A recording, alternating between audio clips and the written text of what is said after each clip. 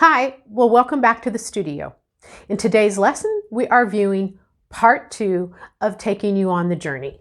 This is that cloud scene that I started developing on your last lesson. Now we're going to follow through with a little more thick paint.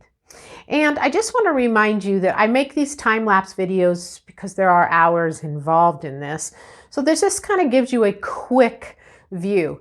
In these videos that I do, and my emails, I really try to keep it short and sweet, all of these lesson emails.